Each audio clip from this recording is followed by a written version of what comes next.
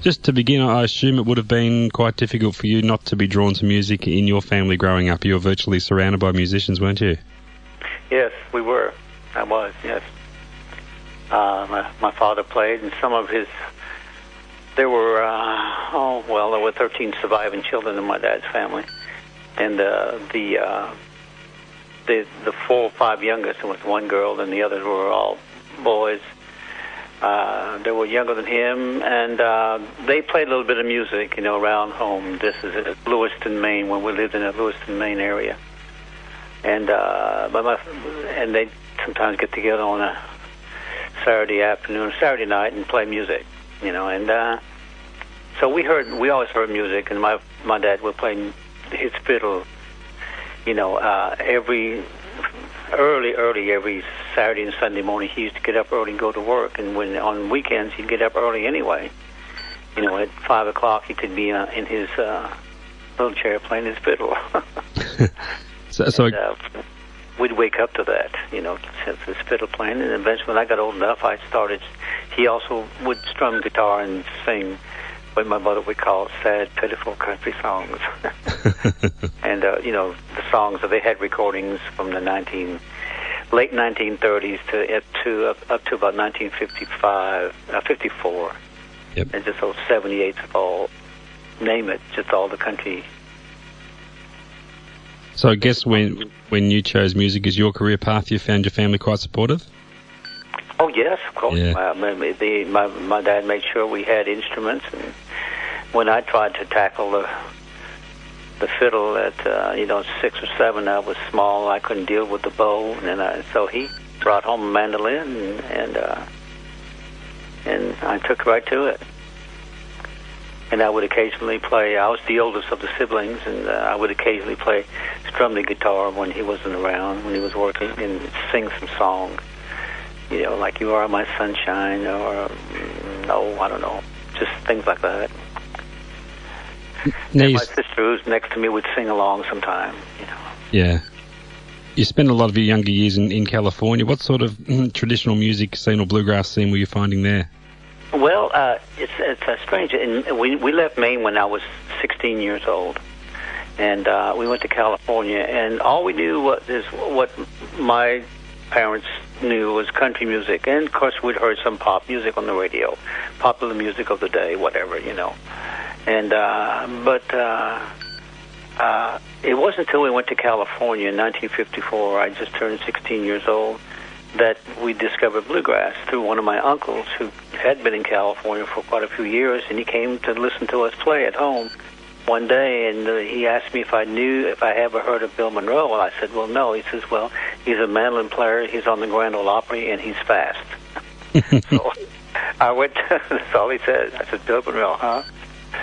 So I questioned my folks, about Bill Monroe and the Grand Ole Opry, because we used to listen to the Grand Ole Opry up in Maine on a cold winter night. You used to be able to catch that up there. You still can, too, in the winter. Yeah. And I said, you ever remember hearing Bill Monroe? And they said, well, no, but my mother said, we used to have a 78 of the Monroe brothers. He might be one of the Monroe brothers, and we found out later he was, But anyway, so just a couple of days later after school, and I had a little job in the grocery market sacking groceries, and I went by the music store there in Burbank, and I asked the man where I could buy some records, and he showed me this great big catalog. There was anything from Vaughn Monroe to Frank Sinatra. It's just all all the pop music and whatever music was, all this great big catalog, and it was under it was like under Bill Monroe. I don't know if there was a country section of bluegrass. No, there wasn't any section like that. Anyway, it's Bill Monroe, and I looked and I went down a long list of stuff, and I never heard any tunes or knew any tunes called the something breakdown. We just knew a lot of old time tunes, but none of them were called breakdown. So I just happened to see, I saw one that says Pike County Breakdown. So I asked the man, I says, Mr. Karate, I says, what does breakdown mean? He says, that usually means a fast instrumental. I said, well, that's what I want. So that's where it started. Anyways, he ordered it for me. I got it a few days later, and we got the thing and had to buy a little record player that played 45s. It was really funny. He handed me the 45, and I had never touched one. I'd seen one, but never touched one. So that same evening, my dad went down there before he closed and got a little 45 table model record player that played, had the little post in the middle. He put 45s, would take it out and play 78s and LPs, and went home and listened to it, and that changed my life right there. It just changed all of our lives. We were familiar with the instruments, not the 5-string banjo, but we were familiar with the acoustic instruments, guitar, bass, and the sound of a banjo and fiddle and mandolin, and that was it. Talking about the Kentucky Colonels. The way we went, huh? Talking about the Kentucky Colonels now, it's quite remarkable to consider the influence that group had on bluegrass music that's followed in more recent times, considering the short time that group was actually together. Do you sometimes ponder what might have been had your group had more longevity? Well, yeah, I do wonder. Yeah, you can wonder, but I can't answer. I mean, I don't know. Yeah, I don't know. I know that, after we disbanded there in '66, late '66, and then, sometime in '66, and I left in '67, came to Tennessee, and then Clarence went on to doing a lot of session work and ended up with the Byrds, and then we got back together in '73, after the Byrds, and I was with Lester Flatt at the time. He called me, he said, I'm going to record some acoustic music, and I want to do some more acoustic stuff, and you interested? And I said, yes. And so right away I left Lester Flatt, and we got together. And, he wanted to see what we could do, but we lost him, a few months later, and so we'll never know. We'll never know. Now, I think I read somewhere that the Appalachian Swing album, which is now considered a landmark album, was only recorded instrumentally as a cost-cutting measure. Is that correct? That's true, yeah. Ed Pearl, who owned the Ash Grove Folk Music House in Hollywood, Los Angeles, and on Sunset Boulevard there, and Melrose Boulevard, and he was really behind us. He got Richard Bach to come down and listen to us one night, and this was at '64 was at the end of the string band, the folk music era. It's kind of dying down, and Richard said, "Well, they're a good band." He says, "But I don't have a budget for this type of a band." He says, "But I could do." They should do like you do in jazz music, just do all their songs and instrumentally, and do instrumentals and do some of the songs instrumentally, make an instrumental album. And we thought it was a really strange thing to thought, what, really? Yeah, no singing? Yeah, so we didn't say no. We just thought, well, we'll try it. It's probably, it's a landmark album. So you never know. You do never know, do you? No. Downturn of the folk boom in the 60s, a major catalyst in the group disbanding? I'm sorry? The downturn in popularity of the folk movement of the 60s, when that started to fade, was that a major reason for the band disbanding? Yes, it was. We could not get another recording deal at all. And we the last year we were together, we mostly played electric and played in this kind of a restaurant, one part of it, and the other part was a bar, and they had a dance floor, and we played for them. We played the top 40 hits of the time, and we played from 8 o'clock at night till midnight, 5 nights a week, for union scale, whatever that was, but it was something, and then in there we would lay down the electric instruments and give them an acoustic set. They'd hoop and holler and hop around the floor like a bunch of idiots. But that's what we did, Yeah, and Clarence just had gotten into electric guitar then, and Roger Bush was playing electric bass, and Billy Ray was playing rhythm guitar, electric rhythm guitar. We had a drummer, Bart Haney, and I had a mandolin that my dad built. It was an electric mandolin that wasn't, it worked, and we did that. That's what we did. That's how we did it. And then one day, I don't know how it happened. James Broughton knew of Clarence, knew of us anyways, and he heard that Clarence was playing electric guitar, so he came down there one night, for a little while and heard us play it, and so he approached Clarence and he said, he says, I've got a lot of session work. There's a lot of it I have to turn down. He says, I'd like to send it, get you in on this here, and so that's how Clarence got started on his session work. And then, we decided to just disband because we weren't happy with what we're doing. We tried to get some bookings in other coffee houses, up the coast, but they were all kind of going out of business, And, yeah. Anyway, so that's what brought it on, yeah. Now, you mentioned Bill Monroe earlier, and you got to work with him as well. That must have been a wonderful experience for you. Yeah, yeah. He had been to California. We'd known him since 1957 or 58. When he came to California touring, and a couple times there, I subbed for him because he was out there without a guitar player, and I just I went up. He called. Actually, he would have used Clarence, but Clarence wouldn't sing.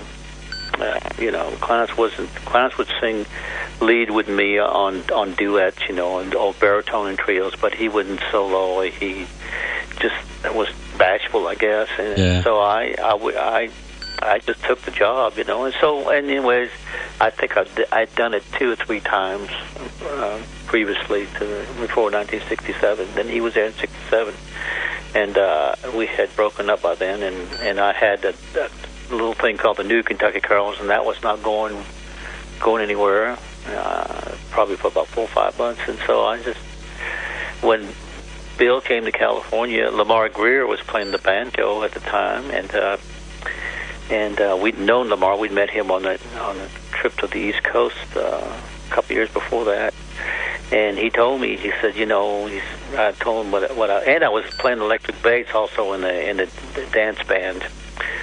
And I told him what I was doing. He says, man, you can play this stuff on the guitar. He said, you know his songs. Why don't you ask him for a job, And he says, you know what it is. It doesn't pay well and like that. He says, but, So I asked him for the job, and I got it. So I didn't know what I was doing. I knew I could follow on the stuff, and I could get better at it. That's what I told him. I says, when I asked him, I says, where I am on the guitar, I'm not the best you've ever had. I says, but, I know a lot of your songs and stuff, and I says, I could get better if I did it, and then, and playing in your band would make me a better musician all around. And he said, well, that's what I need. He says, I don't need a hotshot picker. He says, I just need a man who'll do me a good job and wants to play my music. I says, well, I do. He says, okay. So, 2 days later, we left. And, of course, you also spent some time with Lester Flatt. How would you compare both Lester and Bill Monroe as band leaders to work for? That's such a hard thing to answer. Well, in a way they're the same. They just want you to play their music. They don't want somebody coming in there in their band and playing, bringing something else, something that just doesn't work in the band. They just want you to play their music and do your job and be dependable and work your buns off, man.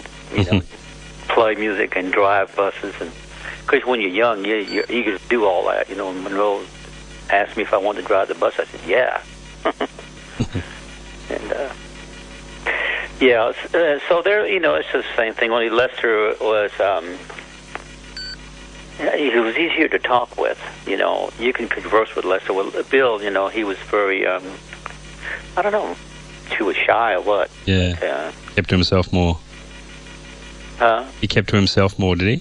Yes, he did. He did. I mean, we could leave town here and say we're going to go play in Louisville, Kentucky, and then the next day in Chicago, Illinois, or something like that. And he might say 2 words. If you asked him something, he would answer your question. Yeah. But he wouldn't start anything. Just the same, though, are there things in particular you learned from those guys about being a band leader that you perhaps take with you today and apply to yourself with your own band? I lost you there for a little bit. Say that again now. Sure. Are there things in particular that you learnt from working with those guys about being a band leader that you apply to your own job today, fronting your own band? Well, gee. Yeah, you know what I found out because we had our own little band, and, I mean, it was a democratic thing. We were all kind of leading the thing, But I found out that what I learned is that our approach was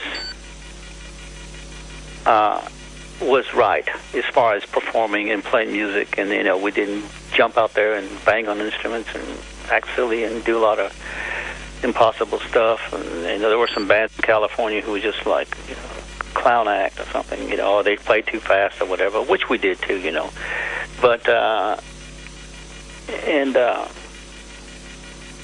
when Bill Monroe steps up there and plays the mandolin and sings a song, or Lester Flatt or Earl Scruggs, they don't sweat at all. They've just got it down. They just play. It's not difficult for them to do. And leading a band is just like, I'm not a good band leader to this day. I just have people I can work with, and I'm lucky to have my wife in the band. She helps a lot, and it's just you have to give and take a lot too, Yeah. Yeah, you have to. And not everybody thinks the same. Not everybody's the same. And you try to, I play with a lot of musicians, before I came up with this band here, and I have Richard Bailey on the banjo, who I like very, very much. We work together real well, and Diane does her thing real well, the guitar, rhythm guitar, and we've had about 3 different bass players. We just kind of, right now just using whoever we can on bass. We've used so many bass players that it isn't funny. And the one we had to start the band with, it turns out, after he was with us 6 months, he couldn't fly. Oh, no. I said, well, when did this start? He says, well, I've always been that way. He says, I just can't do it. And there is a word for a name for this sickness. It's I don't know what you call it, but and I started looking around. We got a book about it, and found out about medication you can take. So he tried for a little while. He just could not do it. I mean, he would just, his hands would be wringing wet before he got on a plane. He would just sweat terrible. It was awful. He's got a real fright for flying. So we just, when we traveled out, we just kind of borrowed bass players, and then finally he just said, I'll just, you go ahead and find somebody to work steady with you, and we'll go at it that way. So we have, quite a few people who do a good job, and we use various fiddle players. We started out as a 4-piece band, and whenever we had the budget to travel and add another person, we would. Yeah. And we'd add a fiddle. Otherwise, we'd do without a fiddle. But we've done this last year, since mid last year, and all this year, we've been able to do with a 5-piece band, And of course, we fly to everything unless it's within 4 or 5 hour drive. We'll just get in the van and go do it. To go back and talk about your brother Clarence, were his talents always evident to you from a very young age? When did it become apparent to you what a great musician he developed into? Well,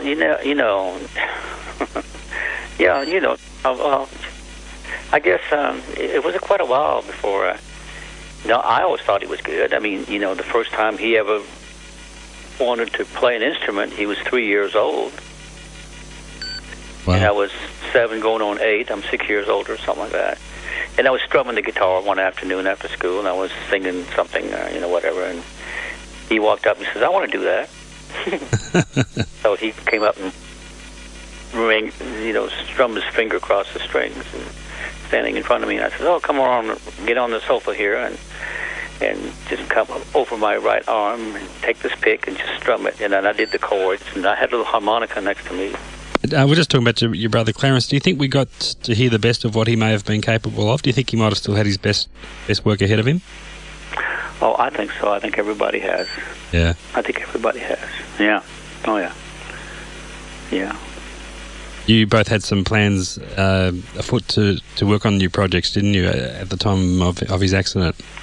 Yes. He had started an album, and we did a little bit of that, but it never did get all completed. Yeah. Mm-hmm. And I don't know what would have become of it all. Yeah. We didn't either. We just thought we'd go for it, and we had a label that was interested, and an agent, that Eddie Tickner, who was an agent for the Byrds, and Jim Dixon, who was a record producer. They worked together a lot, and they were interested in doing something with us, but didn't happen. Wasn't to be. How important was it for you after that time to move on and keep busy rather than dwell on what might have been? Yeah, I just, Country Gazette had just done a second United Artists album, and it was going really well for them, especially in Europe. And that's a long story. I'm not going to go into that. But anyway, overseas, and they were, at this, right after the funeral, Roger Bush, who used to be a Kentucky Colonel, was in the band. He says, we need a guitar player. He says, we've got a good bit of work. He give you something to do. What are you going to do? I says, he says, you're going to go back with Lester Flatt? I said, well, no way. I says, no. I says, but I'll take your offer. Sure. And it was a good thing, because I don't know what I would have done. Yeah. It's just, I had to stay busy. It lasted quite a while too, didn't it? Yeah, 13 years. Yeah. Yeah, I played guitar for the first 2.5 years, and then I went to playing the mandolin. Did that for the rest of the time. And of course, sometimes you enjoyed success with the Nashville Bluegrass band. Oh, yeah. How do you rate that band in terms of personal satisfaction to you compared with the other past bands you were in? Well,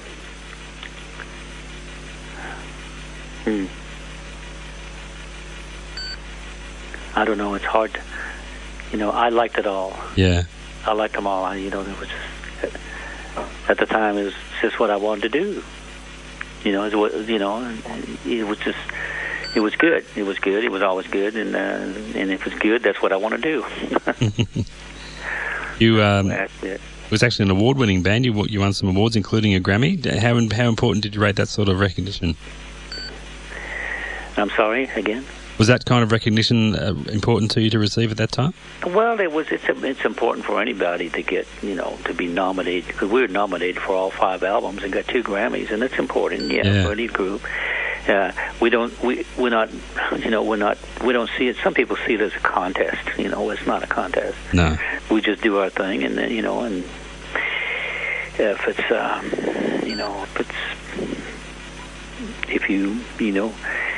if people like it, that's icing on the cake. When dealing with a traditional music form such as bluegrass, can it be difficult sometimes in the studio to maintain that traditional feel, that old time feel, when surrounded by modern recording technology?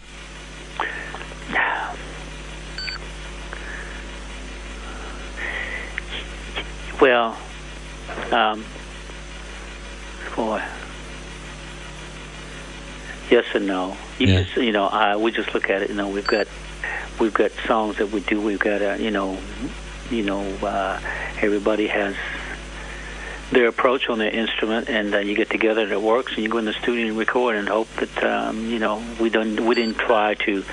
I don't try to go in there and sound like something traditional at all. I just do my thing, my approach to the mandolin and my singing, and I can't do what Monroe did or the Flat and Scruggs and stuff, even though we do their material, but we can't do what like they do. We just, we do it because we like it. And the technology is totally different. It's totally different. Yeah. I don't know that I'd ever want to, stand around 1 or 2 microphones to record or even perform on stage. I did that years ago, and it was really a blessing when you walked on a stage and you had multi-channel boards where everybody had a microphone. Yeah. We even tried to do that in the Nashville Bluegrass Band when I was with them.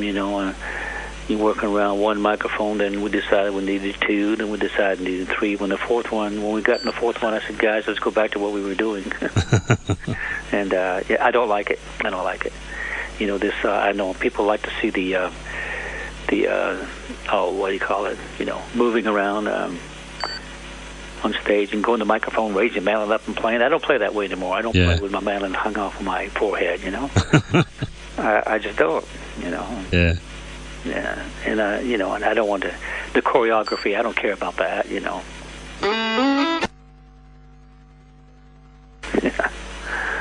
Talking about your current band, what sort of material are you playing now? Is it mainly older material, or you? Well, yeah, we have some older material and some new stuff. You know, some new things. We try to get as much new stuff as we can. You know, we did on our last album. We did our only album so far, the Roland White Band. We did Jimmy Martin song and probably a Monroe song, Pike County Breakdown. No, we didn't do. We did Rawhide. We did Old Fashioned Love in My Heart, which is a Bob Wills song that I like. You know, because I heard that music when I was young. You know, Bob Wills, Western Swing, and we did a little Esther Phillips tune.